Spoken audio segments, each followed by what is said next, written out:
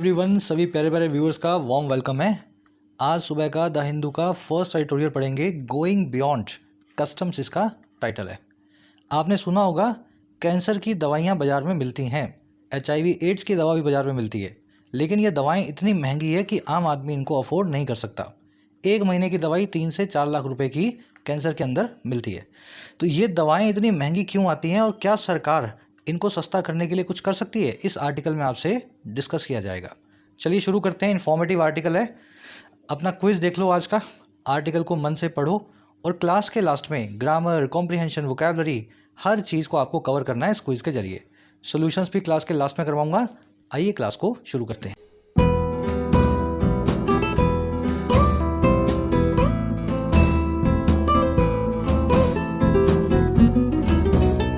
Alright, कह रहा है जी गोइंग बियॉन्ड कस्टम्स। कह रहा है हमें गो करना है, जाना है, बियॉन्ड यानी कि पार। अच्छा, किसके पार जाना है? हमें पार जाना है कस्टम्स के। और ये कस्टम्स क्या है? देखिए, कस्टम वर्ड के दो मीनिंग्स हैं। एक मीनिंग होता है जो कॉमन है, सब जानते भी होंगे आप लोग, रीति रिवाज, प्रथा, ट्रेडिशन, प्रैक्टिस को बोलते हैं कस्टम। दूसरा जो कम लोग जानते हैं कस्टम का मीनिंग, वो होता है जी इंपोर्ट ड्यूटी या टैक्स, जो किसी इंपोर्ट की जाने वाली चीज़ पे लगाया जाए। आपने बाहर से कोई कार मंगवा ली, कोई एक्सपेंसिव जो है मोटर बाइक मंगवा ली, टीवी मंगवा लिया, तो उस पर आपको कस्टम ड्यूटी पे करनी पड़ती है। उस कस्टम ड्यूटी को, टैक्स को भी कस्टम बोलते हैं। आपके घर के जो रीति रिवाज हैं वो भी कस्टम्स हैं। तो कह रहा है जी हमें पार जाना है कस्टम्स के, रीति रिवाजों के, और या फिर हमें पार जाना है कस्टम ड्यूटी के, जो कि महंगी दवाइयों पे सरकार लगाती है। तो दोनों तरीके से टाइटल बना हुआ है। जो रीति रिवाज चल रहे हैं महंगी दवाइयों से रिलेटेड, उनको भी छोड़ेंगे, और कस्टम ड्यूटी जो लगाते थे अब उस कस्टम ड्यूटी को भी माफ़ करेंगे। चलिए टाइटल पैराग्राफ को देखते हैं, कहना क्या चाह रहा है। कह रहा है जी the government must find innovative solutions to help people with rare diseases. कह रहा है हमारी जो सरकार है इसको ढूंढना चाहिए, फाइंड करना चाहिए इनोवेटिव सॉल्यूशंस को, ऐसे सॉल्यूशंस, ऐसे उपाय, ऐसे हल जो इनोवेटिव हो, जो अपने आप में नए हों। तो कुछ नए इन्वेंटिव या क्रिएटिव जो हल है सरकार को ढूंढने होंगे। अच्छा, क्यों ढूंढने हैं भाई ये हल? ताकि हेल्प की जा सके, मदद की जा सके उन लोगों की जिनको रेयर डिसीजेज हैं, ऐसी बीमारियां हैं जो रेयर होती हैं, एड्स, कैंसर्स, है ना, इस तरह की बीमारियां।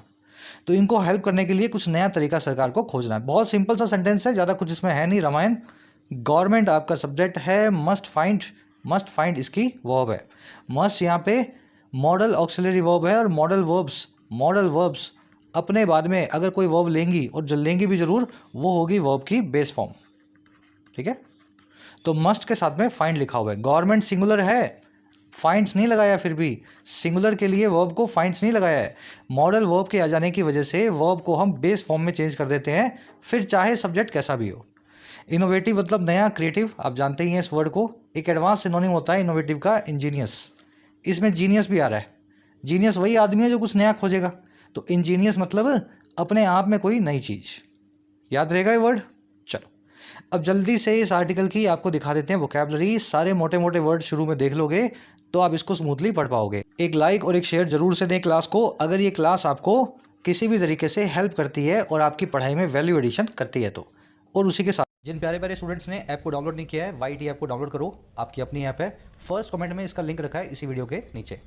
ऐप पे आपको मिलेंगे courses for writing, SSC and banking. Writing course में डिस्क्रिप्टिव लिखना सीखते हो, UPSC या किसी भी एग्जाम के लिए, ऐसे summary, report, precis, almost 60 to 80 hours का कोर्स है। अच्छे ढंग से करोगे तो इंडिपेंडेंटली राइट करना सीख जाओगे इन इंग्लिश। ये कोड लग रहा है, इसको लगा करके आप फ़ायदा ले सकते हैं आज मिडनाइट तक 475 में। अभी इसका प्राइस बढ़ने वाले हैं नेक्स्ट मंथ से, उससे पहले फ़ायदा जरूर से लें। बैंकिंग कोर्स के अंदर आपको पूरा बैंकिंग का सिलेबस, क्लरिकल और PO, प्रीलिम्स और मेंस का प्लेंटी ऑफ प्रैक्टिस सेशंस के साथ में कवर करवाया जाता है। तो सही अप्रोच देख करके कैसे मार्क्स को बूस्ट करना है, ये बैंकिंग कोर्स में सीख सकते हैं। इसी तरीके से SSC के कोर्स में SSC के सभी एग्जाम्स का प्रीलिम्स और मेंस आपको तैयार करवाया जाता है। एक एक वैरायटी के क्वेश्चन को डिटेल्ड अप्रोच के साथ में करना सिखाया जाता है। कोर्सेज से रिलेटेड कोई भी क्वेरी हो, ये टीम का नंबर है, आप इस पर व्हाट्सअप करके टीम से बात कर सकते हैं।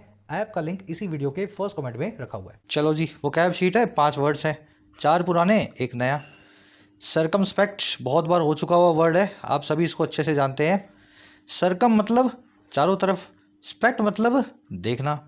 ऐसा आदमी जो हर वक्त अपने चारों तरफ निगाह घुमा के रखे, देखता रहे, कौन आ रहा है, कौन जा रहा है, तो कैसा आदमी होगा वो भैया? बहुत केयरफुल या कॉशियस आदमी होगा। तो सर्कमस्पेक्ट वर्ड ऐसा ही बना है, चौकन्ने के लिए, कॉशियस के लिए, सावधान के लिए इस वर्ड को यूज़ करते हैं। Little kids should be circumspect while dealing with strangers. छोटे बच्चों को चौकन्ना रहना चाहिए जब वो किसी अनजान आदमी से, स्ट्रेंजर आदमी से मिलते हैं, बातचीत करते हैं, डील विद करते हैं। तो ये वर्ड आपको मेरे ख्याल से अच्छे से आता होगा। अब देखो, केयरफुल के, चौकन्ने के बहुत सारे सिनोनिम्स हैं, जैसे कि विजिलेंट, जो आज आप आर्टिकल में देखेंगे। Very, prudent, meticulous, on guard, सभी के सभी चौकन्ने आदमी को बताते हैं। विजिलेंट नाम का वर्ड आर्टिकल में आज आएगा। चलिए नेक्स्ट वर्ड देखते हैं अपना, वेंचर। वेंचर एक नाउन भी है, एक वर्ब भी है। नाउन फॉर्म में वेंचर का मतलब होता है एक ऐसी कोशिश, एक ऐसा अटेम्प्ट जो बड़ा रिस्की हो। नौकरी छोड़ करके बिजनेस कर रहे हो तो ये आपका एक बिजनेस वेंचर है। समझ रहे हो? किसी भी चीज़ में जब रिस्क लेके कोई काम करते हैं तो वो काम ही अपने आप में वेंचर बन जाता है। और वर्ब फॉर्म में वेंचर का मतलब होता है जी रिस्क लेना, किसी रिस्क भरे काम को करना। To take a chances, to venture. आज वेंचर नाम के वर्ड का नाउन वाला सिनोनिम देखेंगे, एंडेवर। एंडेवर एक गाड़ी भी आती है, बहुत महंगी गाड़ी है ना, फोर्ड की। एंडेवर का मतलब होता है बड़ी कोशिश, किसी काम को करने की एक risky attempt is called Endeavour. A few fisherman ventured into stormy waters and lost their lives. कुछ एक मछुआरे वेंचर इनटू कर गए, रिस्क लेके घुस गए स्टॉर्मिंग वाटर्स में, यानी कि तूफान भरे पानी में, और लूज कर दिया अपनी ज़िंदगियों को, खो दिया अपनी जान को। तो ये तो था वर्ब फॉर्म में। और नाउन फॉर्म में, hoarding and black marketing is a risky venture. काला बाजारी और होर्डिंग जो है, जमाखोरी, ये एक रिस्की वेंचर है, एक बहुत ही रिस्की सा एंडेवर है। पैसा तो खूब है इसमें, लेकिन पकड़े जाओगे तो सज़ा भी हो सकती है पुलिस से, कानून से। ठीक है, तो इस तरीके से वेंचर या एंडेवर वर्ड यूज़ होता है। डिटेल में इसीलिए बता रहा हूँ मैं, ये वर्ड्स बार बार रिपीट होंगे, कभी एंडेवर आ जाएगा, कभी एडवेंचर आ जाएगा, है ना। चलिए अगला वर्ड है एक्सपोजिशन। 3 दिन पहले ही आया था ये वर्ड। एक्स प्लस में पोजीशन से बना है एक्सपोजिशन। आपकी एक्सप्लेन्ड पोजीशन ऑन समथिंग, किसी चीज़ के ऊपर आपका डिटेल जो सफाई होती है ना। आपसे मैंने पूछा भाई आपको क्या लगता है इंडिया चाइना बॉर्डर पे क्या हो रहा है, तो आपने अपनी एक्सपोजिशन रखी, डिटेल्ड पोजीशन रखी, एक्सप्लेन्ड पोजीशन। आपने बताया भी मुझे ये लगता है, मुझे ये लगता है, ये सच है और ये झूठ है ना। तो इस तरीके से इस वर्ड को आप याद रख सकते हैं। The CEO of the Adani group gave his detailed exposition on the allegation of fraud by Hindenburg research. Adani group के CEO ने अपनी डिटेल्ड सफाई को दिया, डिटेल्ड पोजीशन को एक्सप्लेन किया उस एलिगेशन पे, उस आरोप पे जो था फ्रॉड का, और जो लगाया गया था हिंडनबर्ग रिसर्च नाम की कंपनी के द्वारा। तो ये वर्ड इस तरीके से आपको बना के रखना दिमाग में। आज के आर्टिकल में देखेंगे इसको। एक्सप्लिकेशन इसका एक एडवांस सिनोनिम है ना। डिटेल्ड एक्सप्लेनेशन को एक्सप्लिकेशन भी बोलते हैं। चलिए सेकंड लास्ट वर्ड है आज का, क्लेयरवॉयंट। क्लेयरवॉयंट, क्लेयरवॉयंट का मतलब होता है दूरदर्शी, फार साइटेड। जो 2023 में 2033 का सोच रहा हो ना, जो आज शाम को एक हफ्ते बाद का सोच रहा हो, ऐसे दूरदर्शी आदमी को अंग्रेजी में बोलते हैं क्लेयरवॉयंट। इसी की शॉर्ट फॉर्म होती है क्लेयर। अंग्रेजों के लड़कियों का नाम होता है क्लेयर, है ना, गर्ल्स का नाम होता है क्लेयर। तो ये क्लेयरवॉयंट से ही क्लेयर नाम का नाम जो है अंग्रेज बना के जो है रखते हैं। Many clairvoyant nations are ramping up their health infrastructure before the onset of further waves of the pandemic. बहुत सारी दूरगामी या दूरदर्शी नेशंस जो हैं, आगे का सोचने वाले जो मुल्क हैं, वो रैंप अप कर रहे हैं, अपग्रेड कर रहे हैं अपने हेल्थ इंफ्रास्ट्रक्चर को, अपने हॉस्पिटल्स को, डॉक्टर्स को और क्लिनिक्स को। और कब? इससे पहले कि आगे की लहरें, फर्दर वेव्स जो हैं, उनका ऑनसेट हो, उनका अराइवल हो इस पैंडेमिक की, इस महामारी की। तो अगली वेव्स का इंतजार नहीं कर रहे हैं, फर्स्ट वेव के बाद ही उन्होंने थर्ड फोर्थ वेव वाली तैयारी करनी शुरू कर दी है। विजनरी भी बोल सकते हैं इसको, क्योंकि ऐसा आदमी विजन तो रखता ही होगा। सजेशियस और जुडिशियस इसके सिनोनिम्स हैं। आज जुडिशियस नाम का वर्ड आर्टिकल में देखेंगे। जुडिशियस वो बना है जज से, और जज कभी भी पागल नहीं हो सकता, मतलब होने को तो हो सकता है, लेकिन जज को समझदारी समझा जाता है। तो अगर आप जुडिशियस आदमी है ना, तो आप एक जज की तरह हैं जो बहुत आगे से आगे देखने की क्षमता रखता है, समझदारी सी बात करता है ना, जुडिशियस। चलिए लास्ट वर्ड आज का नया मैंने ऐड किया है, प्रोहिबिटिव। प्रोहिबिटिव का मतलब होता है ऐसी चीज़ जो आपके किसी काम को प्रोहिबिट करे। और क्यों करे? क्योंकि वो चीज़ बहुत ज़्यादा है दाम में या इंटेंसिटी में। फॉर एग्जाम्पल, मुंबई में मकान लेना है ना, आपको सोच के डर लगेगा मकान लेने से। मुंबई में, दिल्ली में, अगर आप मेन सिटी में घर लेना चाहते हो, 2-2.5 करोड़ में आपको शायद 1-1.5 कमरे का स्टूडियो अपार्टमेंट मिले अगर आप बिल्कुल मुंबई के आसपास कहीं चाहते हो, अंदर अपने ऑफिस के आसपास। तो ये एक प्रोहिबिटिव जो है नेचर है रियल एस्टेट का मेट्रो सिटीज़ में। The cost of property in metro city, या सिटीज़ कर लेना, ठीक है, सिटीज़ करेंगे यहाँ पे। इन metro cities is quite prohibitive. जो प्रॉपर्टी की कॉस्ट है बड़े शहरों में, जो दाम है वो बहुत प्रोहिबिटिव है, बहुत डिस्करेजिंग है। इतना ज़्यादा है कि उसको देखते ही आपको डिस्करेजमेंट फील होता है ऐसी प्रॉपर्टी खरीदने में। डिस्करेजिंग, प्रोहिबिटरी इसका सिनोनिम है, रेस्ट्रिक्टिव भी इसको बोल सकते हैं। एक एडवांस सिनोनिम है इसका एग्जॉर्बिटेंट। ऐसा दाम, एग्जॉर्बिटेंट दाम होता है जो आपने सोचा भी ना हो। समझ रहे हो, आपका बजट था 100 रुपये, आपने ऐसी चीज़ पे हाथ रख दिया, दुकानदार ने बोला जी तो 12,000 रुपये की है, 15,000 की है। तो ये जो दाम है ना, ये आपके लिए एक्सॉर्बिटेंट है। 100 रुपये और 12,000 का कोई कंपैरिजन नहीं है। चलिए, डिटेल में सारे वर्ड्स हो गए। अब आ जाओ आर्टिकल पे, एक समरी लेंगे किस बारे में लिखा हुआ है। देखिए, कुछ बीमारियां हैं जिनको बोला जाता है रेयर डिसीजेज। रेयर का मतलब किसी किसी को होने वाली डिसीज़। इन्हीं में से एक बीमारी है कैंसर। कैंसर सभी को नहीं होता, बहुत खतरनाक बीमारी है, लेकिन पॉपुलेशन में 3 से 5% लोग ही कैंसर को देखते हैं अपने लाइफ टाइम में। तो 95 लोग हम में से कभी भी कैंसर को नहीं देखेंगे। जो 5 जो अनफॉर्चुनेट है उन्हीं को कैंसर होने वाला है। अब ये जो रेयर डिसीजेज है ना, इनकी दवाएं भारत में नहीं मिलती हैं, इनकी दवाएं मंगवाई जाती हैं बाहर से, और इनका खर्चा आता है महीने का 3 से 5 लाख रुपया। कुछ का खर्चा 10 लाख भी है, और कुछ दवाएं तो ऐसी भी हैं जिनका खर्चा महीने का 1-1 करोड़ रुपया आता है, आपको आर्टिकल में बताया गया है। अब इस खर्चे को कम करने के लिए सरकार ने एक पॉलिसी बनाई, NPRD, national policy of rare diseases, जिसमें इन दवाओं के ऊपर कस्टम ड्यूटी को हटाया जा रहा है। अगर घर में आपके किसी के बीमारियां हैं और आप बाहर से यूरोप से दवाइयां मंगाना चाहते हो, तो सरकार का एक सर्टिफिकेट ऑब्टेन करो, और इन दवाइयों पे बिल्कुल भी आपको टैक्स नहीं देना है, कस्टम ड्यूटी नहीं देनी है। हमारा आर्टिकल कह रहा है it is a welcoming move. सरकार को और भी ऐसे इनोवेटिव सोल्यूशंस फाइंड करने चाहिए, ऐसी जानलेवा बीमारियों के इलाज को सबके लिए आसान बनाने के लिए। आज की टोन है वेलकमिंग, सरकार के इस मूव को वेलकम कर रहा है। चलिए शुरू करते हैं आर्टिकल को। कह रहा है जी, for the state there can be no rest, semicolon, vigil should be constant and the endeavour should be to address issues relating to public's welfare continuously. कह रहा है जी, स्टेट के लिए, स्टेट का मतलब है राज्य, देश, मुल्क, कंट्री। कह रहा है किसी भी प्रशासन के लिए, किसी भी देश के लिए कोई भी रेस्ट नहीं हो सकता है, कोई भी आराम का दिन नहीं होता है। स्टेट हमेशा काम करती रहेगी लोगों की भलाई के लिए, स्टेट कभी भी छुट्टी पे नहीं रहती है। There can be no rest. अच्छा, क्यों नहीं रहती है? विजिल जो है, सर्कमस्पेक्शन या केयर जो है, ये वर्ड देख चुके हो ना, विजिलेंट, विजिल, केयर। कह रहे जो विजिल है, चौकन्नापन है, वो होना चाहिए कॉन्स्टेंट, यानी कि लगातार, किसी भी देश के लिए। और जो एंडेवर है, जो प्रयास हैं, वो होते रहने चाहिए एड्रेस करने के लिए, संबोधित करने के लिए उन मुद्दों को जो रिलेटिंग टू हैं, जो जुड़े हुए हैं लोगों के वेलफेयर से, आम आदमी की भलाई से। और ये कैसे होने चाहिए भाई एंडेवर? ये प्रयास होने चाहिए अनवरत, लगातार, कंटिन्यूअली। कंटिन्यूअली मतलब विद रेगुलर इंटरवल्स। सेंटेंस समझ में आ गया? तो राज्य कभी नहीं सोता है, स्टेट को कभी भी ऐसा छुट्टी नहीं मनानी चाहिए। हमेशा स्टेट को तैयार रहना चाहिए, चौकन्ना रहना चाहिए कि कोई भी परेशानी स्टेट के सिटीजन्स को ना हो। और हमेशा ऐसे एंडेवर्स भी करते रहने चाहिए कि जो समस्याएं लोग झेल रहे हैं, उन समस्याओं को एड्रेस किया जा सके। सेंटेंस समझ चुके हैं आप? अब इसकी देखेंगे स्ट्रक्चर।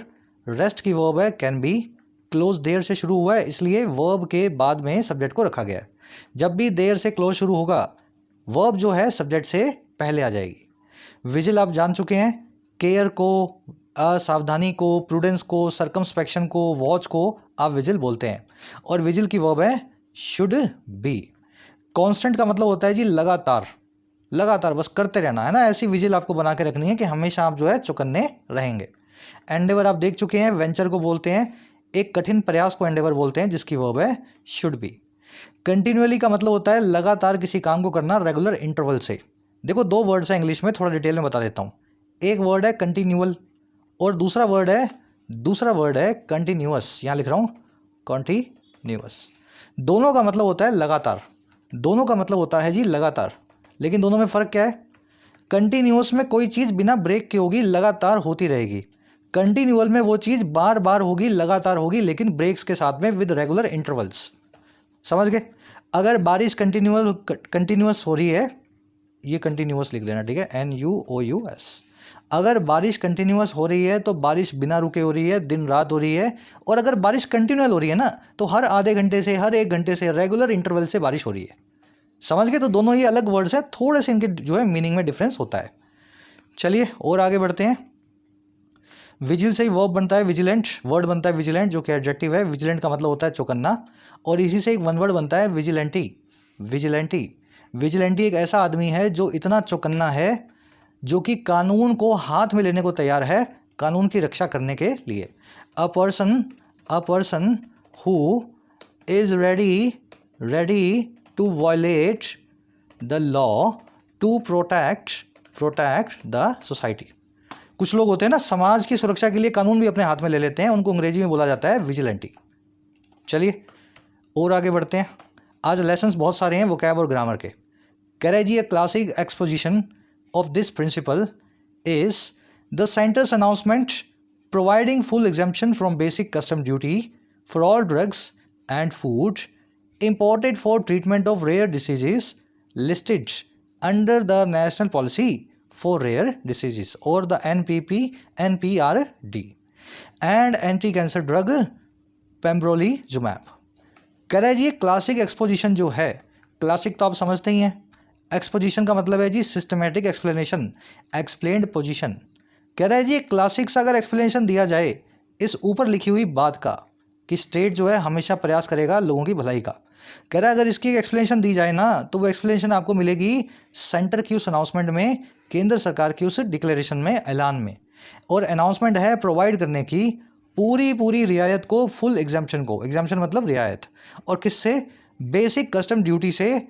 और किस चीज़ के लिए? सभी उन ड्रग्स के लिए, दवाओं के लिए, और फूड प्रोडक्ट्स के लिए, खाने पीने की चीज़ों के लिए जो इंपोर्ट की जाती हैं ट्रीटमेंट यानी इलाज के लिए रेयर डिसीज़ के।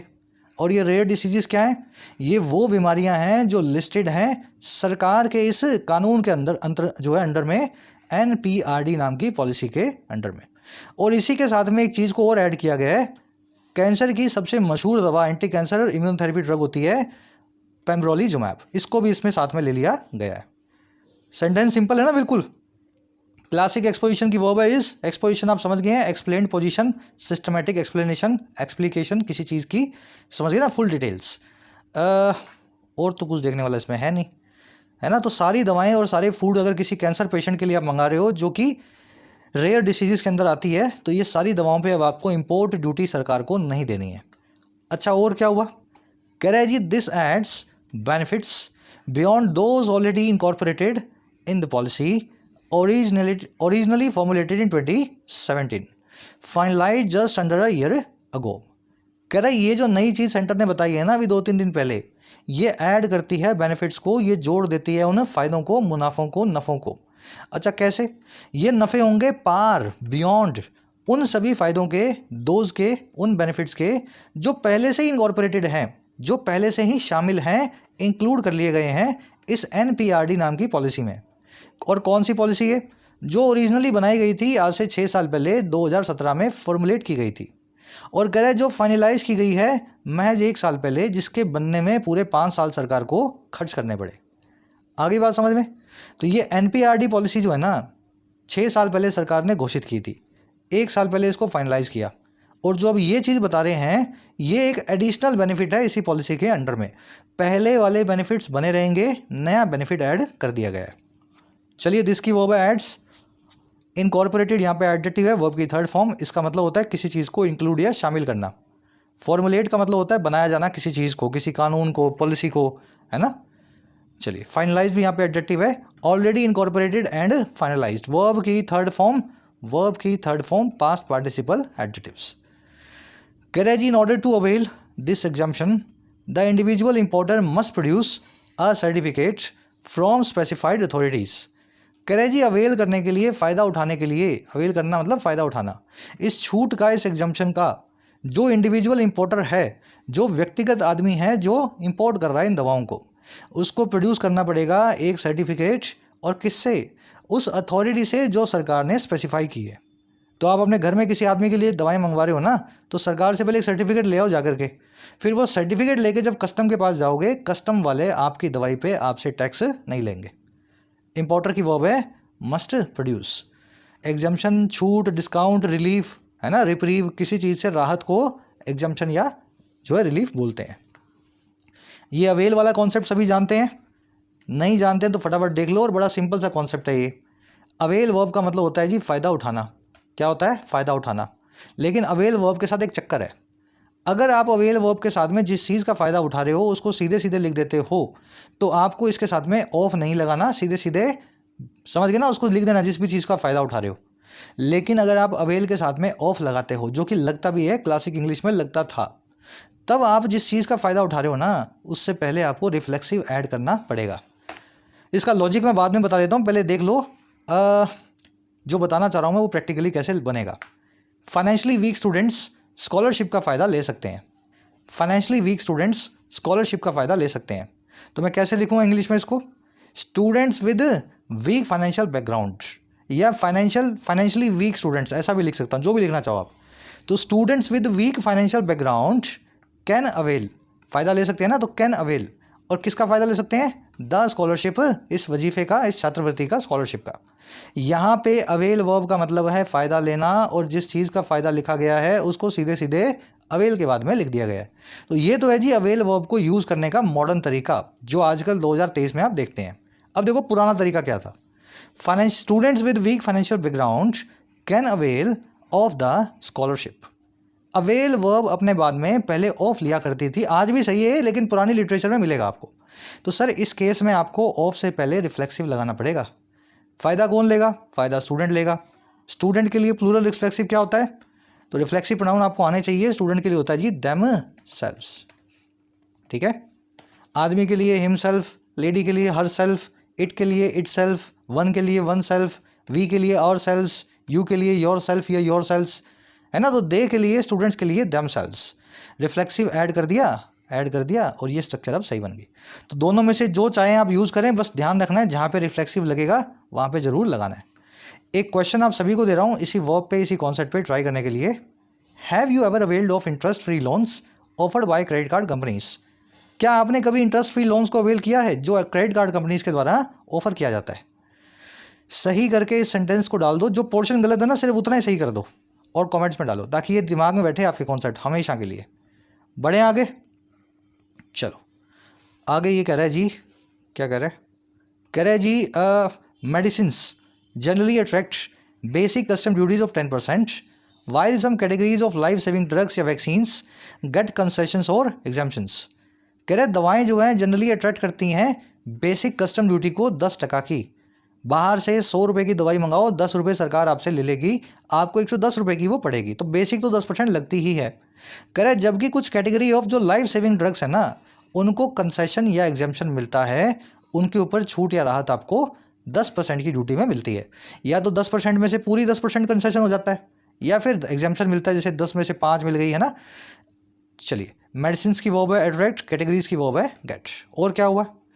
कह रहे जी exemptions have already been provided to specific drugs for the treatment of SMA spinal muscular atrophy और DMD Duchenne muscular dystrophy। कह रहे जी एग्जाम्पशंस जो हैं, पूरी छूट जो है, एग्जाम्पशन का मतलब क्या होता है? पूरी छूट।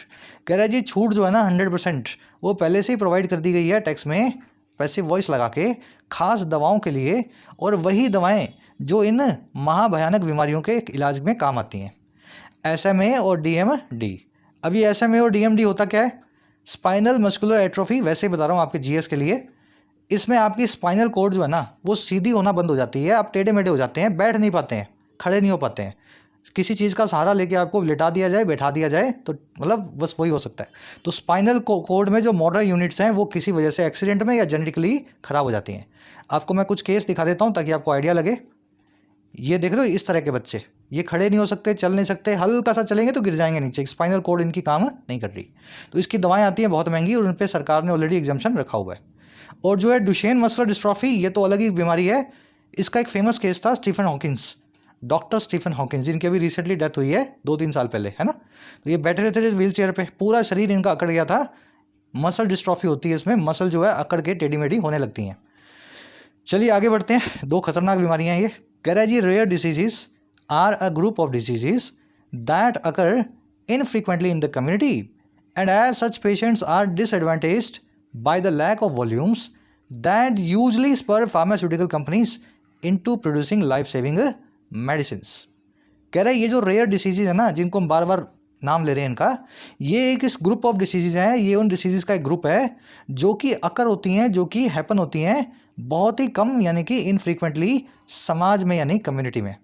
जैसे मैंने आपको बताया ना कैंसर का, भी कैंसर एक्चुअल में तो कैंसर 3 से 5% लोगों को ही होता है, बीमारी बड़ी है तो अपने को उससे डर बहुत लगता है ना। तो ये इनफ्रीक्वेंट डिसीज़ है, बहुत कम होने वाली डिसीज़ है। और कह रहे हैं जी एज सच का मतलब होता है जी अपने आप में या खास करके। कह रहे हैं जी अपने आप में या खास करके जो पेशेंट्स हैं वो डिसएडवांटेज होते हैं, उनको डिसएडवांटेज का सामना करना पड़ता है। और किसकी वजह से? वॉल्यूम की कमी की वजह से, मांग की मात्रा में लैक की वजह से।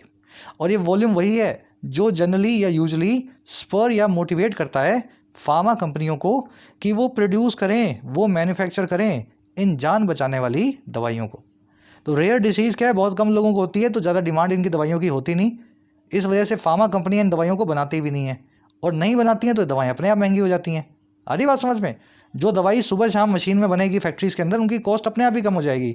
जिस दवाई को साल में 50 या 60 टैबलेट बनाना है, फार्मा कंपनियां उनके मिलियंस ऑफ डॉलर्स आपसे चार्ज करेंगी। तो ये है रेयर डिसीजेज की वर्ब है आर, दैट की वर्ब है अकर, दैट आया इन बीमारियों के लिए, बीमारियां प्लूरल, तो दैट की वर्ब भी प्लूरल। पेशेंट्स की वर्ब है आर डिसएडवांटेज्ड, पैसिव वॉइस में। डिसएडवांटेज का मतलब है किसी को डिसएडवांटेज पैदा करना, किसी के लिए, समझ गए ना, नुकसान देना। दैट की वर्ब है स्पर, दैट आया वॉल्यूम्स के लिए। वॉल्यूम का मतलब होता है किसी चीज़ की मात्रा, है ना। प्लूरल है वॉल्यूम, तो दैट की वर्ब भी प्लूरल है। स्पर का मतलब जानते हो ना, इंस्टिगेट करना, मोटिवेट करना, इनकरेज करना। वॉल्यूम ही मोटिवेट करता है फार्मा कंपनियों को दवा बनाने के लिए। चलिए, कह रहे जी while some of these diseases do not have any describe treatment methodologies, wherever treatment exists the drug have to be imported and cost are prohibitive। कह रहे जी जहाँ इनमें से कुछ बीमारियों की कोई डिस्क्राइब्ड ट्रीटमेंट का मेथोडोलॉजी नहीं है, कोई भी इलाज का तरीका हमें नहीं पता। ज़्यादातर बीमारियाँ इनमें से ऐसी हैं जिनका कोई इलाज हमारे पास नहीं है।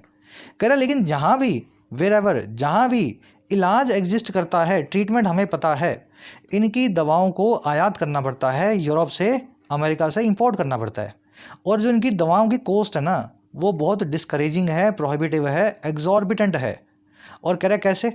Putting it out of the reach of most people, put it out of reach करते हुए, इन दवाओं को बाहर रखते हुए, रीच से, पहुंच से ज़्यादातर लोगों की। समझ में आ गया? तो कोई इलाज नहीं है इन बीमारियों का, पर जिनका इलाज है ना, तो आप वहाँ भी करवा नहीं पाओगे। हम में से ज़्यादातर लोग ऐसी कॉस्ट को बेयर नहीं कर सकते हैं। चलिए, सम की वर्ब है डू नॉट हैव, ट्रीटमेंट की वर्ब है एग्जिस्ट, ड्रग्स की वर्ब है हैव टू बी इंपॉर्टेड। ये to be imported passive infinitive है, ठीक है। हैज़ टू, हैव टू आपकी मजबूरी को बता रहा है किसी काम को करने की। कोस की वर्ब है आर, प्रोहिबिटेड आप जानते हैं, जो आपको प्रोहिबिट करे, डिस्करेज करे, जिसका प्राइस इतना ज़्यादा हो कि सुन के ही आपको कम कभी छूटने लगे, है ना, ऐसी चीज़ आपके लिए प्रोहिबिटिव हो जाती है। कह रहा है जी the NPRD estimates that for a child weighing 10 kg the annual cost of treatment for some rare diseases may vary between 10 lakh to more than 1 crore per year. कह रहा है जी जो NPRD है, national policy for rare diseases है, कह रहा है ये एस्टिमेट करती है कि एक बच्चे के लिए जिसका वजन सिर्फ 10 किलो है, 2 साल का, 3 साल का बच्चा है, उसकी सालाना जो खर्च है ट्रीटमेंट का, इलाज का, ऊपर वाली बीमारियों के लिए, कुछ डिसीजेस के लिए, वो वेरी कर सकता है 10 लाख से लेकर के 1 करोड़ हर साल। और कैसे होगी ये treatment? with treatment being lifelong and drug dose and cost increasing with age and weight। ये सब होगा ट्रीटमेंट के लाइफ लॉन्ग होने के साथ ही, जीवन भर होने के साथ ही, और ड्रग की डोज और कीमत के इंक्रीज होने के साथ ही, बच्चे के बढ़ते एज और वेट के साथ। तो बच्चा जिएगा 50-40 साल, जो भी जीना चाहता है वो, पर हर साल आपको शुरू से ही 1 करोड़ सालाना की आपको जो है उसकी दवाइयाँ लानी है। और जैसे जैसे बच्चे का वजन बढ़ेगा ना, ये 1 करोड़ 5 करोड़ तक भी जाएगा। तो आप जब तक उसको जिंदा रखना चाहते हो, ये दवाइयाँ उनको देते रहो। NPRD की वर्ब है एस्टिमेट्स, कोस्ट की वर्ब है मे वेरी। ये विद वाला मैंने आपको कल ही शाम को कॉन्सेप्ट करवाया है, 4-5 हज़ार लोगों ने देख ली वीडियो। तो जिन बच्चों ने देख ली है, फटाफट से इसको अभी दिमाग में चेंज करो। विद की जगह पे अगर मैं यहाँ पे बिकॉज लगाना चाहूँ या एज लगाना चाहूँ, तो वर्ब का क्या करूँगा मैं? Treatment being life long, and cost increasing की जगह मैं क्या लिखूंगा अगर विद की जगह पे बिकॉज, एज, व्हेन या वाइल लगाना चाहूँ। ठीक है, जिन्होंने देखी है वीडियो जरूर से कमेंट करके डालना, कमेंट करोगे दिमाग में कमेंट्स जो हैं बैठ जाते हैं, लिखने से चीज़ें दिमाग में बैठती हैं। आगे बढ़ेंगे। अब एक चीज़ अगर आप यहाँ पकड़ नहीं पाए तो फिर एक कॉन्सेप्ट आपके दिमाग में अभी तक बैठ नहीं पाया। एक एरर है इस पूरे क्वेश्चन में, सेंटेंस में। जिसको मिली एक बार देखो, जिसको नहीं मिली अभी मैं बताता हूँ। ठीक है, आगे बढ़े, थोड़ा सा ये पूरा करते हैं सेंटेंस। कह रहा है जी, the duty exemption will lead to substantial savings for patients. कह रहा है जी, ये जो एग्जाम्पशन है, जो माफ़ी है ड्यूटी में यानी कि टैक्स में, ये माफ़ी लीड टू करेगी, ले जाएगी बहुत बड़ी सेविंग्स की तरफ, बड़ी बड़ी बचत की तरफ, पेशेंट्स के लिए, ग्राहकों के लिए या मरीजों के लिए। एग्जाम्पशन की वर्ब है विल लीड। सब्सटेंशियल आप जानते हैं कंसीडरेबल हो, साइज में बहुत बड़ा हो, सिग्निफिकेंट हो, सब्सटेंशियल कहलाता है। सब्सटेंशियल और सब्सटेंटिव वर्ड्स को कंफ्यूज नहीं करना है। देखो यहाँ तक तो दोनों ही वर्ड सेम है। ठीक है, यहाँ तक तो दोनों ही वर्ड सेम है। वो है सब्सटेंशियल और वो है सब्सटेंटिव। सब्सटेंशियल आपने देख लिया। सब्सटेंटिव का मतलब होता है जी थॉट प्रोवोकिंग या थॉटफुल या ग्रेव या सीरियस, ठीक है, या पेंसिव। जब आप किसी से बातचीत कर रहे हो, बहुत गहरी बातचीत कर रहे हो, तो वो सब्सटेंटिव डिस्कशन कर रहे हो, थॉट प्रोवोकिंग या सीरियस डायलॉग किसी के साथ में कर रहे हो। समझ गए ना, ज़्यादा इंग्लिश नहीं बोल रहा हूँ मैं। थॉट प्रोवोकिंग का मतलब है जो आपकी थॉट्स को प्रोवोक करे, ऐसी चीज़ जो आपको सोचने पे मजबूर करे, गंभीर। कह रहे जी, organisations lobbying for support for patients with rare diseases have welcome the move which will grant much needed relief to patients and their families. कह रहा है वो ऑर्गेनाइजेशंस, वो एनजीओज जो लॉबी कर रहे हैं, एडवोकेट कर रहे हैं, प्रेशराइज कर रहे हैं सपोर्ट के लिए ऐसे पेशेंट्स का जिनको ये रेयर डिसीजेज हैं, जिनको ऐसी ये करोड़ों वाली इलाज की बीमारियां हैं। कह रहा है ऐसे एनजीओज ने, ऑर्गेनाइजेशंस ने वेलकम किया है, स्वागत किया है इस पूरे मूव का, इस सरकार की हरकत का। अच्छा, कैसे स्वागत किया भाई? ये स्वागत इन्होंने किया है, एक सेकेंड रुकना।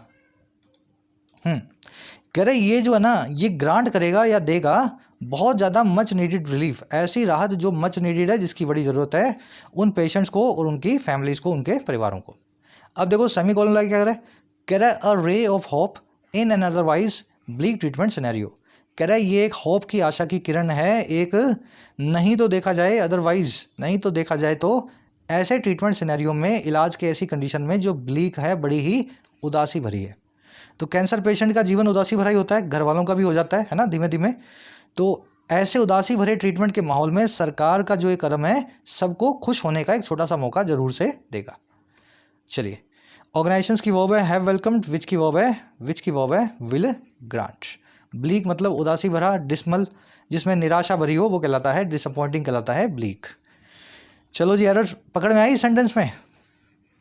देखो एरर ये है कि बिटवीन के साथ में एंड लगता है, फ्रॉम के साथ में टू लगता है। बिटवीन एंड और फ्रॉम टू दोनों ही जो पेयर्स है ना, वो आपकी किसी रेंज को बताते हैं। जैसे मैं ये कहना चाहूँ, the company filed for bankruptcy thrice between 2001 to 2009। Company ने 3 बार दिवालियापन के लिए फाइल किया, अपना दिवालिया जो है पीटा। और कैसे 3 बार फाइल किया? 2001 से 2009 के बीच। रेंज बता दी ना, 2001 से 9 के मतलब 8 साल का रेंज जो है आपके पास आ गया है। और रेंज के लिए आप बिटवीन और टू लगा रहे हो, तो गलत बात है। या तो बिटवीन और एंड लगाओ या फ्रॉम और टू लगाओ। तो इस टू को पढ़ा रहने दो और यहाँ लिख दो फ्रॉम, ठीक है। या फिर बिटवीन को पढ़ा रहने दो, यहाँ लिख दो एंड। बस सिंपल सा कॉन्सेप्ट है। तो यहाँ देखो बिटवीन के साथ में टू लगा रखा है, जो कि गलत है। यहाँ पे आपको लगाना चाहिए, क्या लगाना चाहिए? एंड, या फिर यहाँ पे फ्रॉम लगा दो। वैसे दूसरा सेंटेंस भी बना सकते हो, फ्रॉम मलेशिया एंड यूके लिखा है, तो फ्रॉम के साथ में ऑफकोर्स यहाँ पे लगना चाहिए टू। चलिए, आज के क्विज में ये कॉन्सेप्ट यूज़ होगा, बहुत ही आसान सा कॉन्सेप्ट है। अब आ जाओ नेक्स्ट पैराग्राफ पे, छोटा सा ये कह रहा है जी, while rare diseases are defined by their infrequent occurrence in the population, the sheer number of diseases estimated between 7,000 to 8,000 conditions, 450 of them have been reported from hospitals in India, and the number of people with some of rare disease in India, an estimated 100 million, make it a problem. कह रहे जहाँ ये rare diseases हैं जो कि defined होती हैं, परिभाषित होती हैं अपनी इनफ्रीक्वेंट अकरेंस की वजह से, रोज़ रोज़ घटित ना होने की अपनी इस क्वालिटी की वजह से। रेयर डिसीजेज हैं तो रोज़ नहीं होती हैं, बहुत कम होती हैं, तो ये इनकी परिभाषा तो है। वहीं जो ये डिसीजेज का नंबर है ना, ये है एस्टिमेटेड 7 से 8 हज़ार। तो 8,000 बीमारियों को हम रेयर डिसीज़ मानते हैं। कह रहे जिनमें से 450 तो इंडिया में खुद ही हॉस्पिटल्स रिपोर्ट कर चुके हैं आज तक। इन 8,000 में से 450 डिसीज़ को तो इंडिया में हम जानते हैं अच्छे से। कह रहे ये जो रेयर डिसीज़ हैं इस टाइप की, कह रहे इनका जो नंबर है ना, जो नंबर ऑफ पीपल जो किसी रेयर डिसीज़ की फॉर्म के साथ में आते हैं भारत में, जो कि लगभग 100 मिलियन है, यानी कि 10 करोड़ लोग हैं।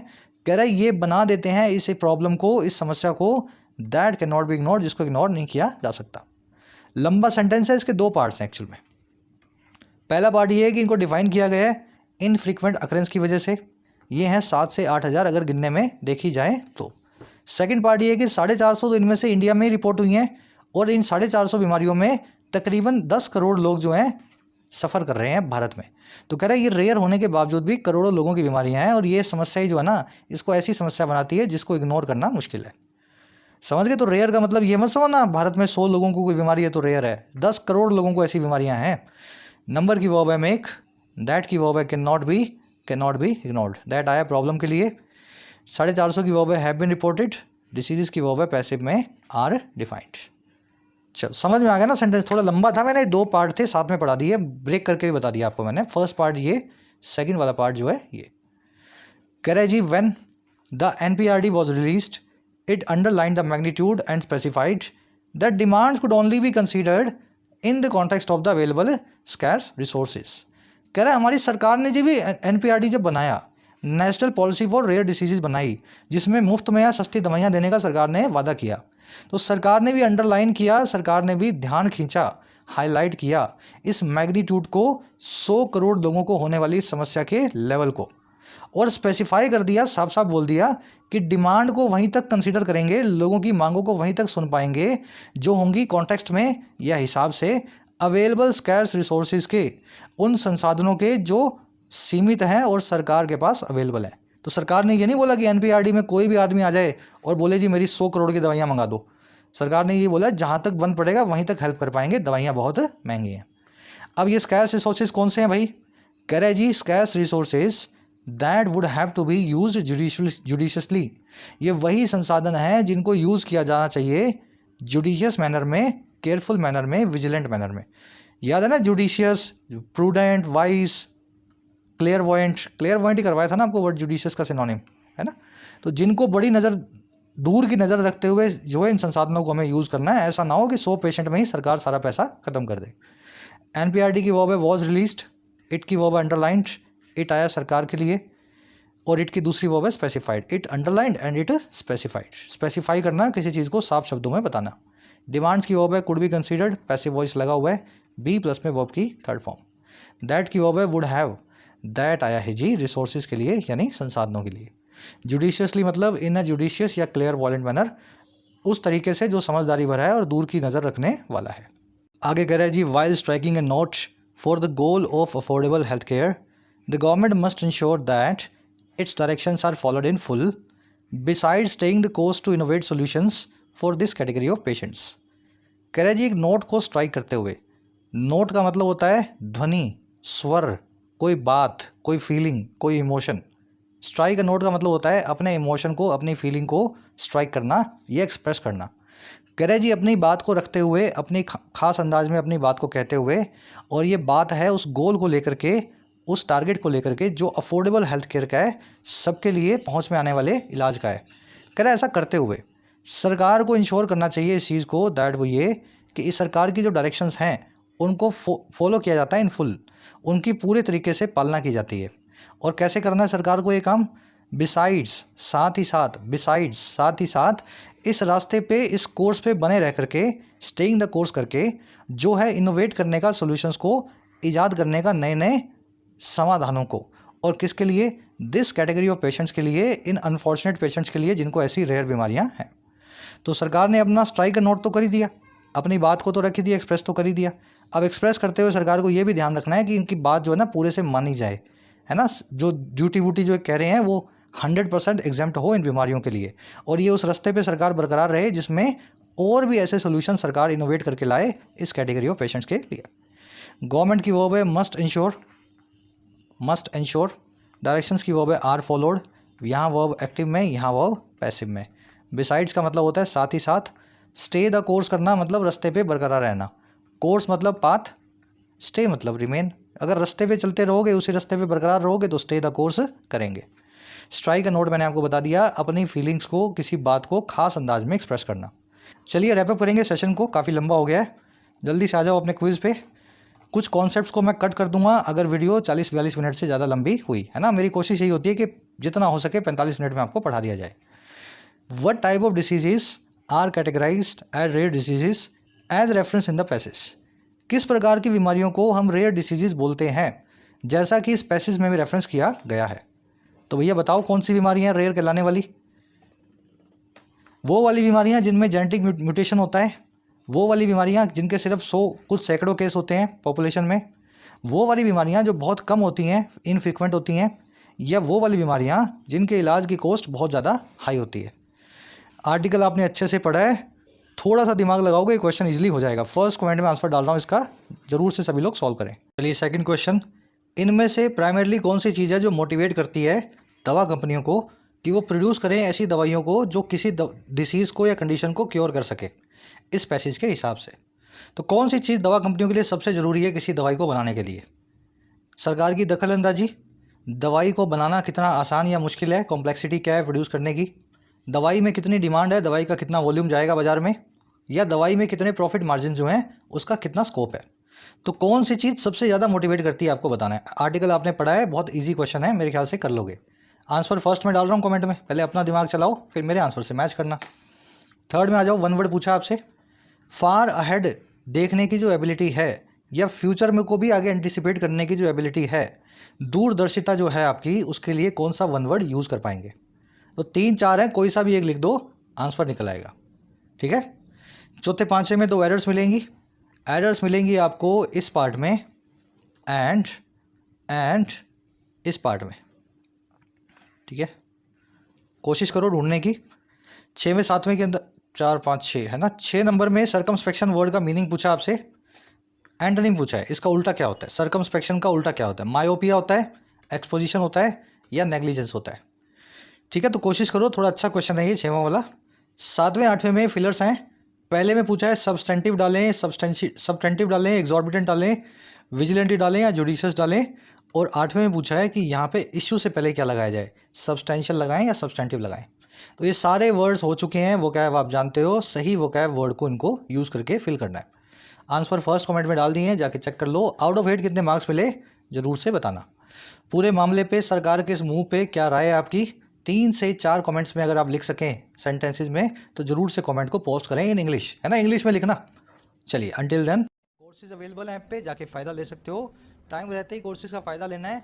ऐसा ना हो लास्ट मोमेंट पे आकर के आप मैसेज करें सर 15 दिन रह गए, 1 महीना रह गया। अभी जब वक्त है पढ़ने का तो पढ़ाई पे पूरा ध्यान दो। कंटेंट सारा अवेलेबल है एप्लीकेशन पे, राइटिंग का, एसएससी का और बैंकिंग का। ऐप को जाओ, कमेंट सेक्शन से डाउनलोड करो, फर्स्ट कमेंट से लिंक रखा है। कोई भी क्वेरी हो, ये नंबर है व्हाट्सएप का, टीम से आप मैसेज करके बात कर सकते हैं।